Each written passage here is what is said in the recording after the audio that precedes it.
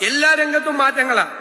നമ്മുടെ വിദ്യാഭ്യാസത്തിന്റെ കുഴപ്പമെന്താ? നമ്മൾ ഈ മാറ്റം അറിയുന്നില്ല. ഈ ചേഞ്ച് എന്താണെന്ന് നമ്മൾ അറിയുന്നില്ല. പണ്ട് ഞങ്ങൾ പഠിക്കുമ്പോൾ 90% ഉണ്ടെങ്കിൽ മാത്രം അഡ്മിഷൻ കിട്ടുമായിരുന്ന ഡിഗ്രി കോഴ്സുകൾ, ആ ഡിഗ്രി കോഴ്സുകൾക്ക് പഠിക്കാൻ ആളില്ല. കാരണം എന്താ? ആ കോഴ്സ് പഠിച്ചിട്ടൊരു കാര്യമില്ല. വിദ്യാഭ്യാസം മൂല്യാധിഷ്ഠിതമായിരിക്കണം, സംശയമില്ല. പക്ഷേ തൊഴിൽ കൂടി കണക്ട് ചെയ്യണം. ലോകത്ത് തൊഴിലിന്റെ സ്വഭാവം മാറിക്കൊണ്ടിരിക്കുകയാണ്. പാൻഡമിക് സിറ്റുവേഷന് മുമ്പുള്ള തൊഴിലിന്റെ സ്വഭാവമല്ല ഈ കോവിഡ് വന്നതിന് ശേഷമുള്ള തൊഴിലിന്റെ സ്വഭാവം. ഓൺലൈനായിട്ട് വീട്ടിൽ വർക്ക് ഫ്രം ഹോം, കുട്ടികളൊക്കെ വീട്ടിൽ വന്നിരുന്നാണ് വർക്ക് ചെയ്യുന്നത്, അല്ലേ? പണ്ടങ്ങനെയല്ലല്ലോ, അത് മാറി, എല്ലാ സ്വഭാവം മാറും. അപ്പൊ ലോകത്തെ തൊഴിൽ രംഗത്തെ നിരീക്ഷിക്കണം.